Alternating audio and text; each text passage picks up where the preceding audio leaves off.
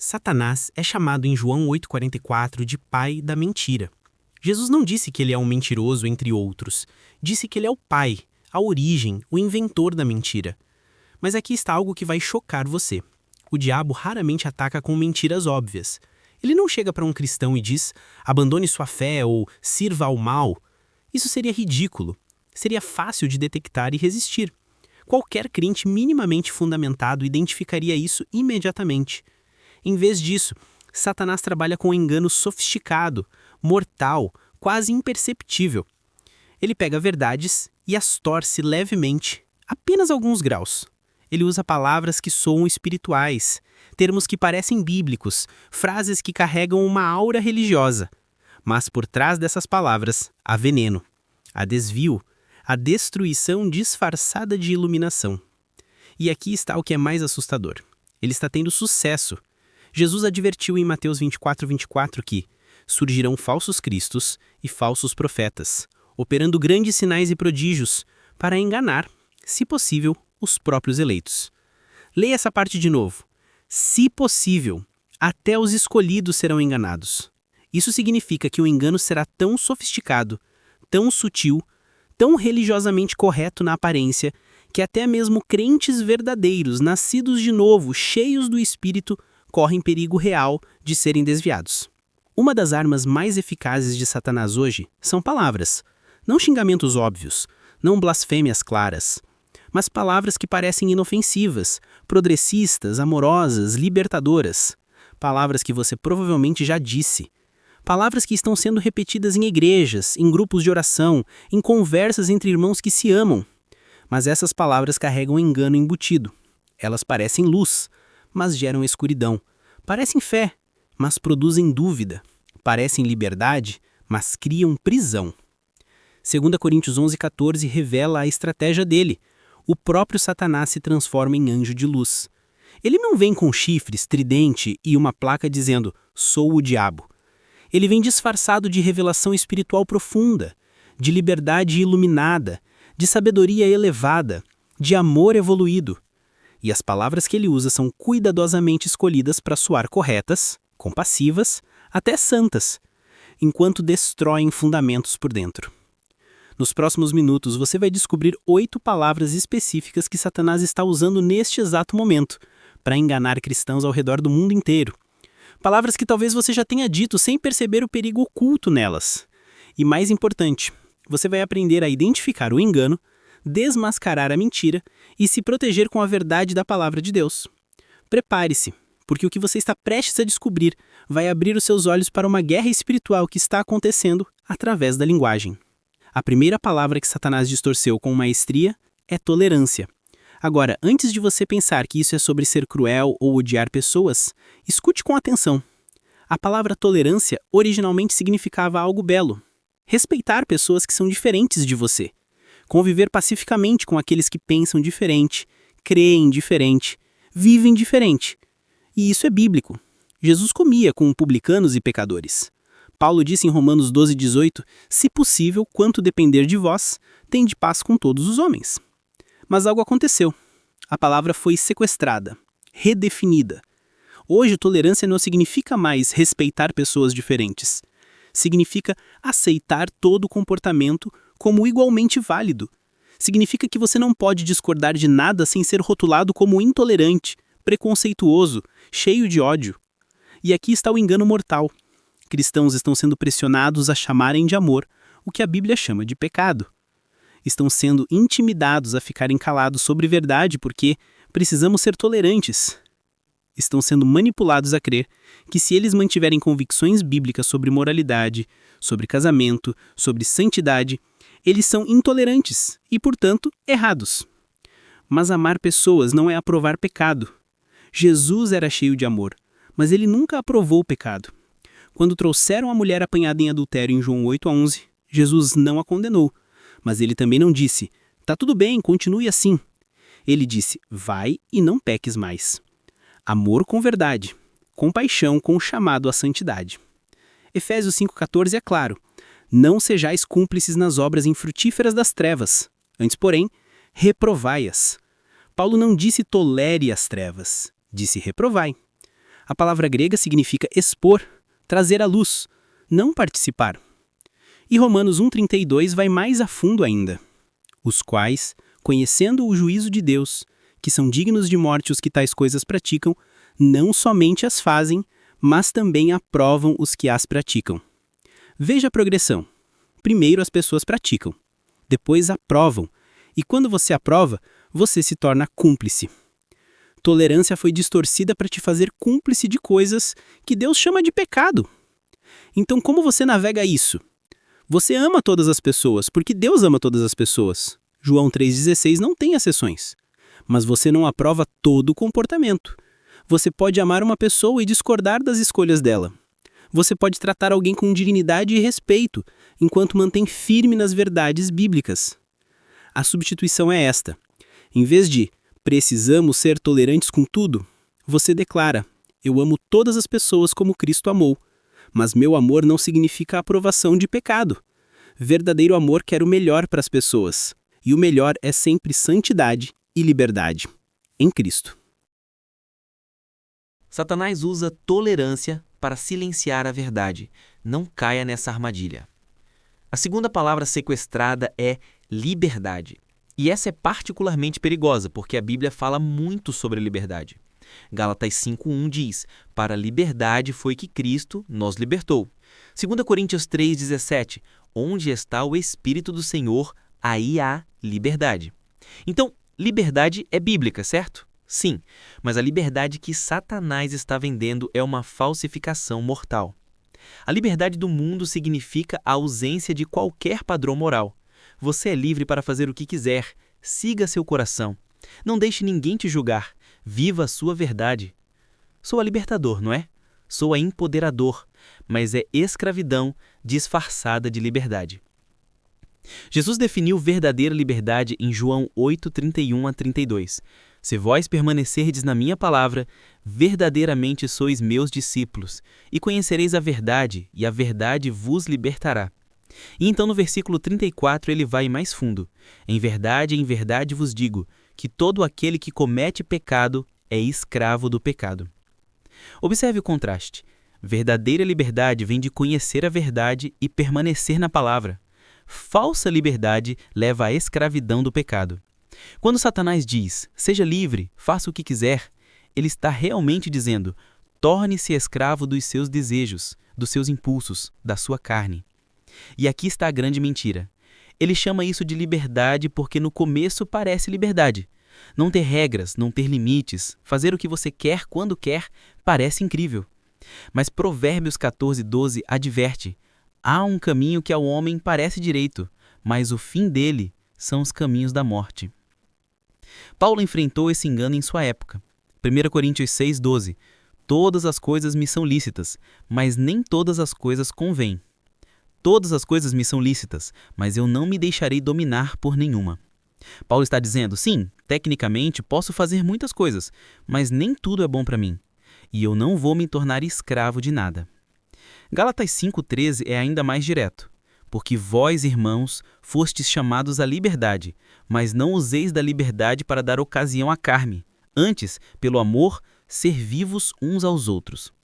Liberdade não é licença para pecar. Liberdade é o poder de não pecar. Pense assim, um viciado em drogas não é livre. Ele é escravo da droga. Quando ele fica sóbrio, ele é livre. Liberdade não é fazer o que você quer. Liberdade é ter poder para fazer o que é certo. Verdadeira liberdade é ser livre da escravidão do pecado, não livre para pecar. Então, quando o mundo ou até vozes dentro da igreja disserem Deus quer que você seja livre, pergunte, livre de quê?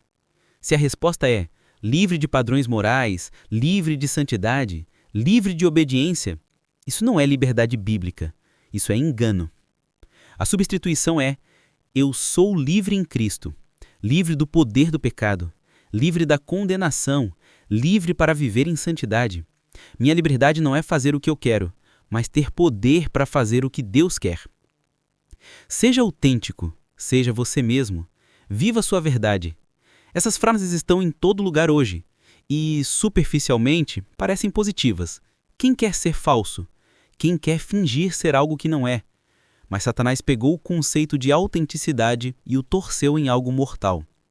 A autenticidade que está sendo vendida hoje significa expresse todo impulso, toda emoção, todo desejo sem filtro. Se você está com raiva, exploda porque está sendo autêntico. Se você tem desejo sexual por alguém, haja nele porque está sendo fiel a si mesmo. Se você sente vontade de abandonar seu casamento, faça isso porque está vivendo sua verdade autêntica. Mas aqui está o problema mortal com isso. O coração humano é enganoso. Jeremias 17:9 não é uma sugestão, é um fato. Enganoso é o coração mais do que todas as coisas. E perverso, quem o conhecerá? Seu coração natural, não regenerado, não redimido pelo sangue de Cristo, vai te enganar. Seus sentimentos vão mentir para você. Suas emoções vão te levar para direções destrutivas. Então, quando Satanás diz, seja autêntico aos seus sentimentos, ele está realmente dizendo, torne-se escravo dos seus desejos, dos seus impulsos, da sua carne. E aqui está a verdadeira autenticidade bíblica. Gálatas 2:20 define, estou crucificado com Cristo. Logo, já não sou eu quem vive, mas Cristo vive em mim. Paulo está dizendo, meu velho eu, com todos os seus desejos carnais e impulsos egoístas, foi crucificado. Agora, Cristo vive em mim. Esse é o verdadeiro eu. Então, a autenticidade bíblica não é ser fiel ao seu velho homem. É ser fiel a quem você é em Cristo. É viver de acordo com a sua nova identidade como filho de Deus, não de acordo com seus velhos padrões carnais. Há uma diferença enorme entre vulnerabilidade e autenticidade carnal. Vulnerabilidade é admitir suas lutas, é dizer, estou batalhando com isso, preciso de ajuda, de oração. Isso é saudável, isso é bíblico. Tiago 5,16 encoraja, confessai as vossas culpas uns aos outros. Mas a autenticidade carnal é justificar pecado, é dizer, é quem eu sou, para as coisas que Deus chama de obras da carne. É recusar-se a crucificar impulsos pecaminosos sob a bandeira de ser autêntico. Romanos 6,6 deve ser nossa realidade, sabendo isto, que o nosso velho homem foi crucificado com ele, para que o corpo do pecado seja destruído e não servamos mais ao pecado. O seu velho homem não define você, Cristo define você. Então, quando alguém disser apenas seja você mesmo, você precisa perguntar, qual você mesmo? O velho homem caído ou o novo homem em Cristo? Porque esses dois são radicalmente diferentes. A substituição é, eu não vivo mais segundo a minha velha natureza. Fui crucificado com Cristo. Minha verdadeira identidade está nele. Ser autêntico é ser quem Cristo me fez ser e não quem a minha carne quer que eu seja. Não julguem. Essa é provavelmente a frase mais citada da Bíblia por pessoas que nunca leram a Bíblia. Mateus 7, versículo 1, é arrancado do contexto e usado como um escudo contra qualquer tipo de discernimento espiritual. E Satanás está adorando isso, porque ele conseguiu desativar os alarmes espirituais de milhões de crentes. Sim, Jesus disse em Mateus 7, versículo 1, não julgueis para que não sejais julgados. Mas você precisa ler o contexto. Jesus não está proibindo todo julgamento, ele está proibindo o julgamento hipócrita. Versículo 5, hipócrita, tira primeiro a trave do teu olho, e então verás claramente para tirar o argueiro do olho de teu irmão. Jesus não disse, nunca tire o argueiro do olho do seu irmão. Ele disse, tire primeiro a trave do seu olho, e então tire o argueiro do olho dele. Há um processo, há ordem, mas há remoção do argueiro, há correção. E em João 7, versículo 24, Jesus foi ainda mais claro. Não julgueis segundo a aparência, mas julgai segundo a reta justiça. Ele não disse, não julguem. Ele disse, não julguem superficialmente, julguem com justiça. O problema é que cristãos estão sendo intimidados a não discernirem erro por medo de serem chamados de julgadores. E enquanto isso, heresia entra pela porta da frente. Falsos mestres prosperam, pecado é tolerado, tudo porque ninguém quer julgar. Mas 1 Coríntios 2,15 diz, o homem espiritual julga todas as coisas, mas ele mesmo não é julgado por ninguém.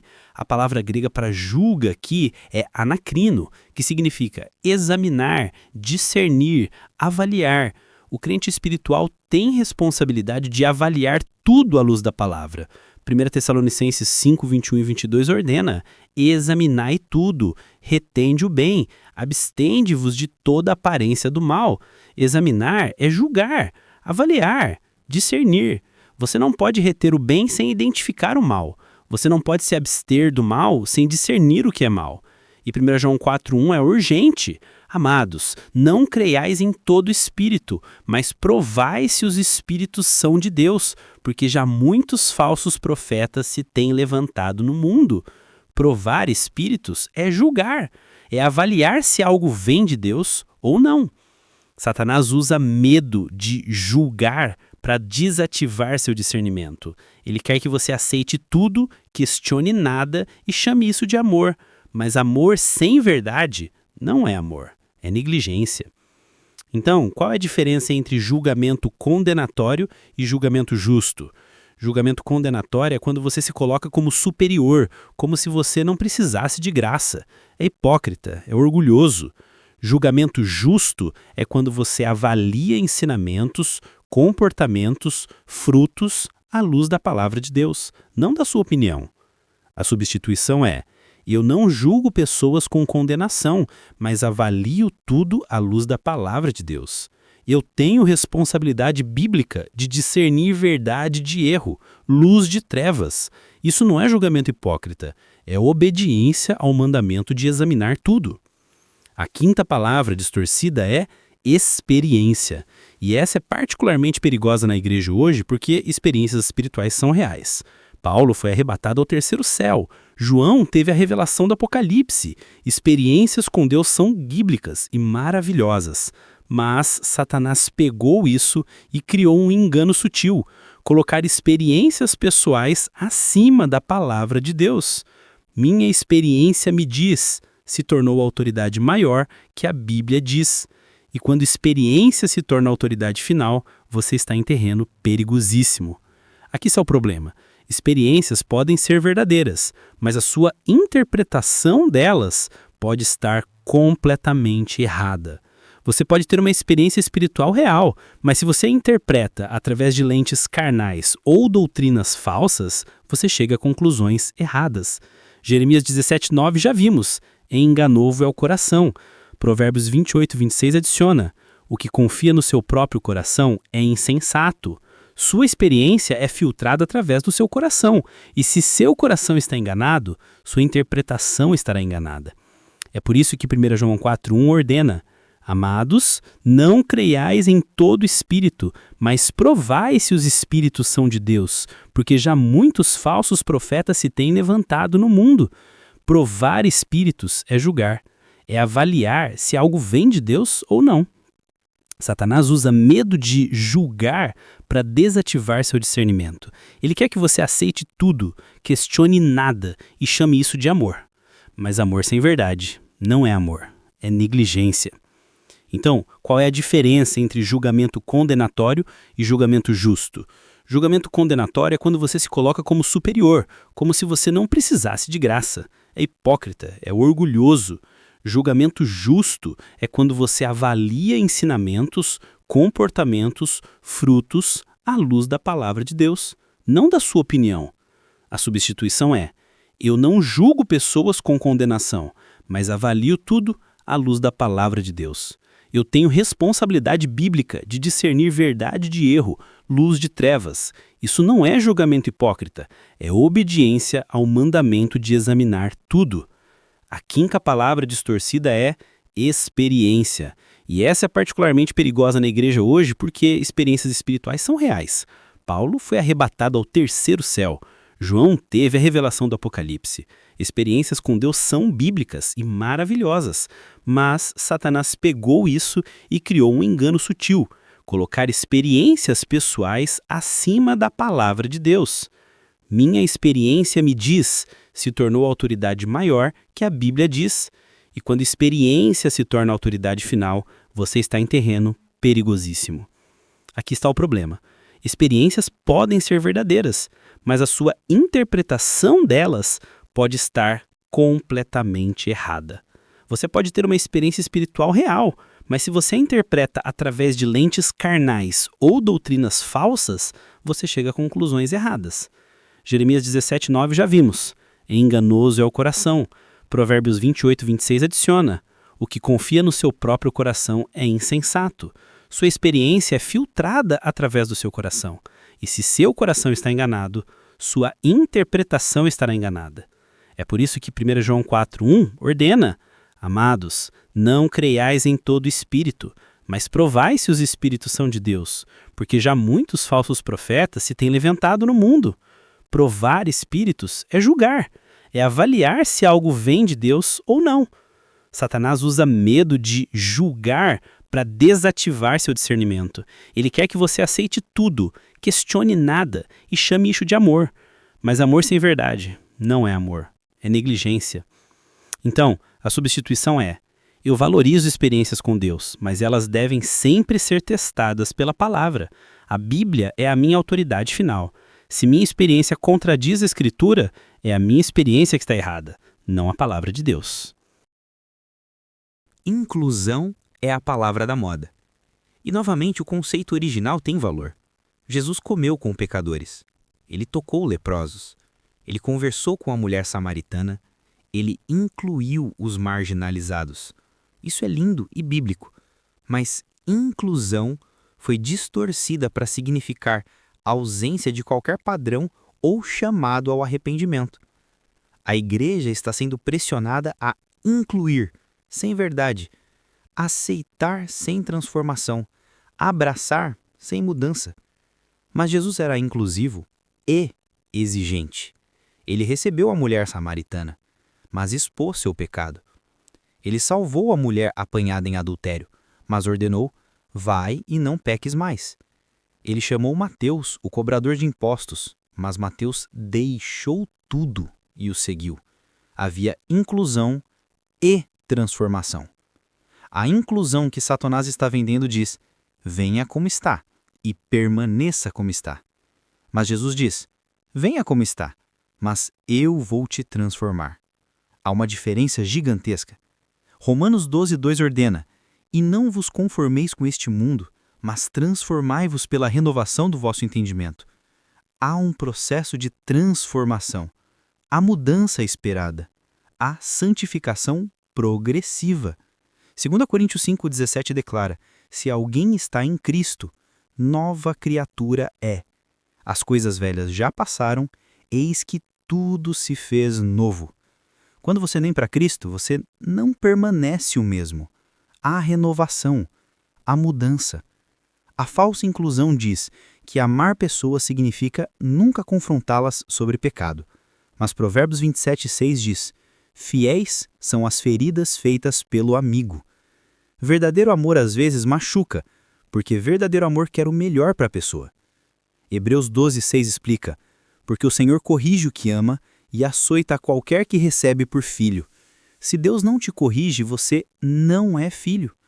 Correção é prova de amor, não ausência de amor. Então, inclusão sem verdade é falsa compaixão. É deixar pessoas em pecado e chamar isso de amor. É como um médico que diagnostica câncer, mas não prescreve tratamento porque não quer julgar. Isso não é compaixão, é negligência criminosa. A igreja deve ser o hospital espiritual mais inclusivo do mundo. Todo mundo é bem-vindo, todo pecador tem lugar. Mas um hospital não deixa você doente. Um hospital te trata. E tratamento às vezes dói. A substituição é: eu amo todas as pessoas como Cristo amou. Minha porta está aberta para todos. Mas meu amor não é tolerância passiva de pecado. É amor ativo, que deseja ver transformação, liberdade e santidade. Precisamos de unidade. Parem de causar divisão. Sejamos um. Essas frases soam santas, não é? E unidade é bíblica. Jesus orou em João 17:21 para que todos sejam um. Paulo exortou em Efésios 4:3, procurando guardar a unidade do Espírito pelo vínculo da paz. Mas unidade está sendo usada como arma para calar discordância sobre erro doutrinário. Está sendo usada para silenciar aqueles que ousam questionar ensinamentos falsos. Não cause divisão se tornou código para não exponha erro. Mas veja, unidade bíblica é baseada em verdade. Efésios 4, 4-6 define: há um só corpo e um só espírito, como também fosse os chamados em uma só esperança da vossa vocação. Um só Senhor, uma só fé, um só batismo, um só Deus e Pai de todos. Unidade é em torno dessas verdades fundamentais. Quando essas verdades são comprometidas, unidade falsa é pior que divisão honesta. Amós 3,3 pergunta: andarão dois juntos se não estiverem de acordo? Você não pode ter unidade verdadeira quando há discordância fundamental sobre a natureza de Deus, a pessoa de Cristo, a autoridade da Escritura, o caminho da salvação. Paulo confrontou Pedro publicamente em Gálatas 2,11. Quando, porém, Pedro veio a Antioquia, resisti-lhe face a face, porque era repreensível. Por quê? Porque Pedro estava comprometendo o evangelho, e Paulo escolheu verdade sobre unidade superficial. Judas 3 urge: batalhem pela fé que uma vez foi dada aos santos. Batalhar implica confronto, implica defesa da verdade mesmo quando isso causa desconforto.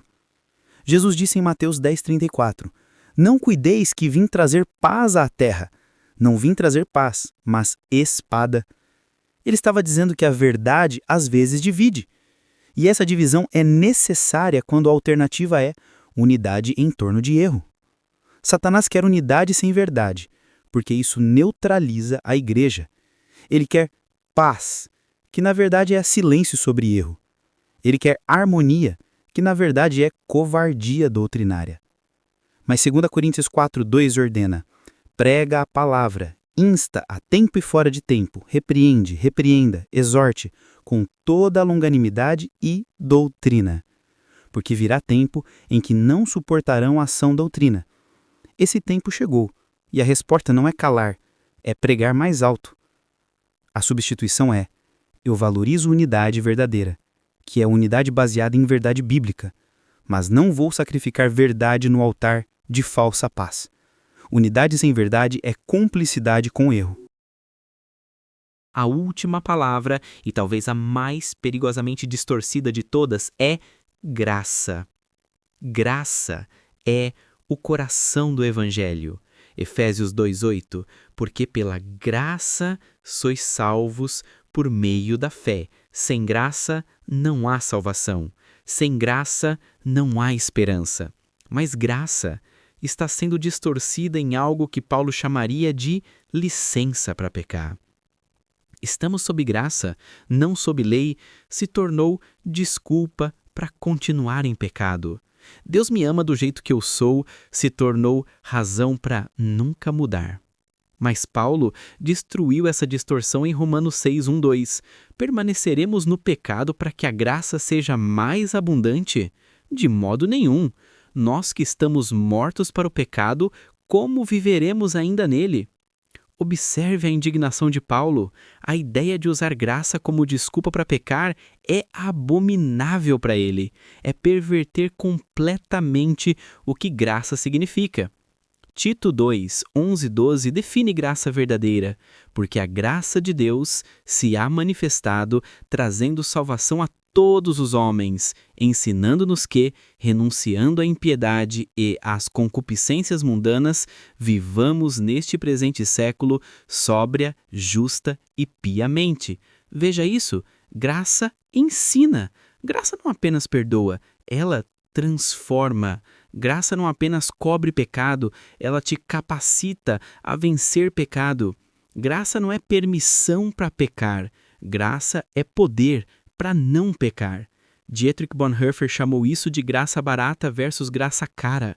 Graça barata é a que perdoa sem exigir mudança. Graça cara é a que custou a vida de Cristo e, portanto, exige tudo de nós.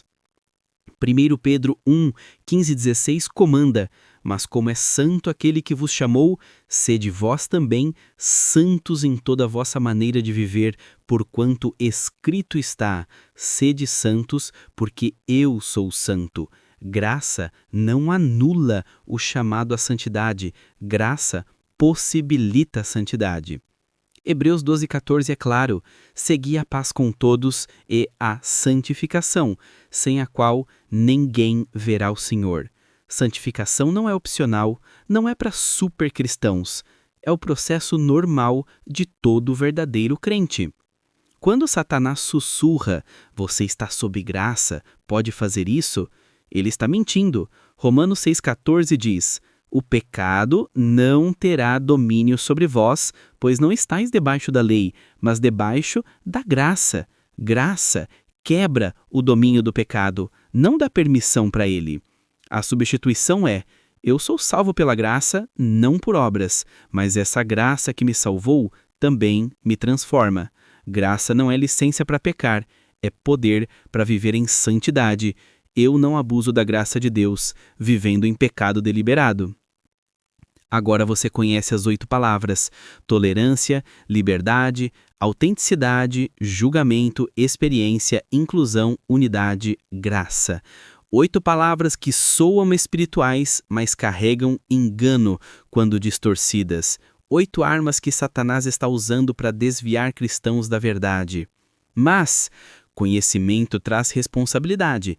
Agora que você viu através da fumaça, agora que identificou as palavras e as mentiras escondidas nelas, o que você vai fazer? Primeiro, você precisa filtrar tudo através da palavra de Deus. Atos 17:11 elogia os bereanos porque examinavam cada dia nas Escrituras se estas coisas eram assim.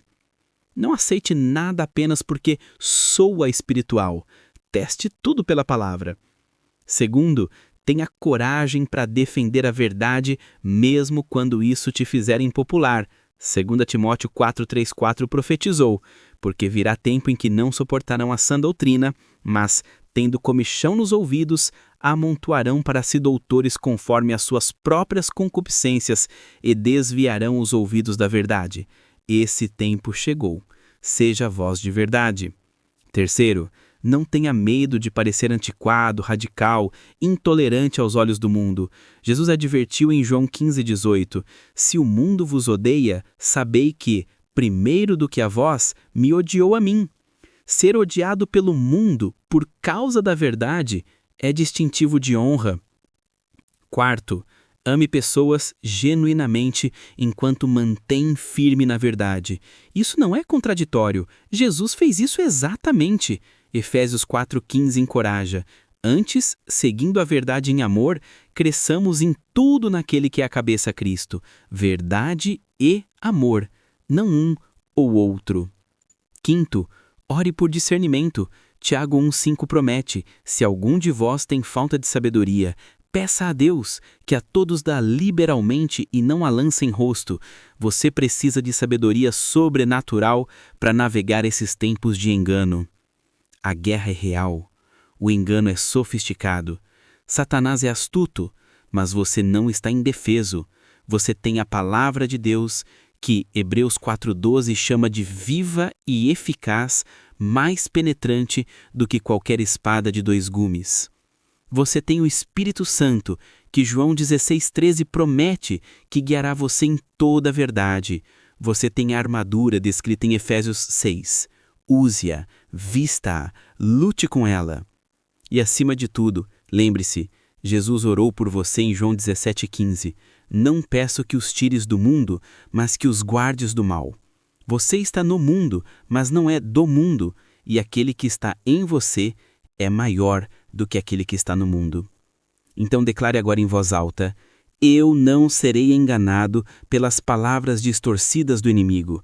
Eu filtro tudo pela palavra de Deus. Eu ando em verdade, não em tendências.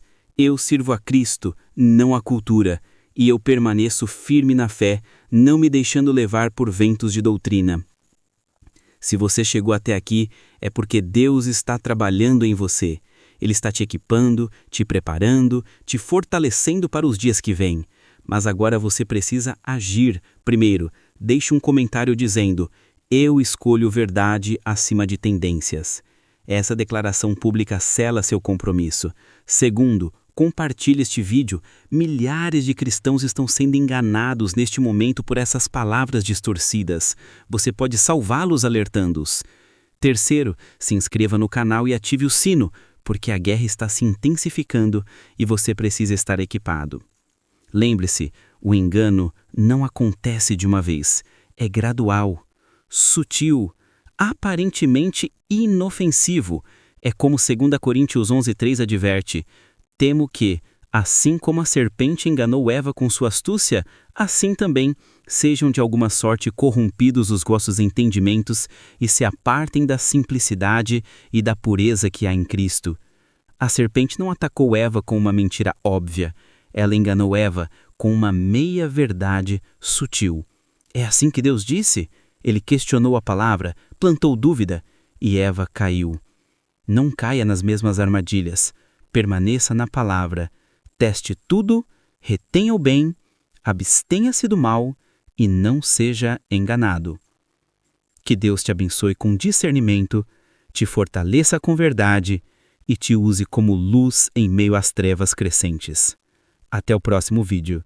E lembre-se, em tempos de engano universal, dizer a verdade é um ato revolucionário. Seja revolucionário. Fique com Deus.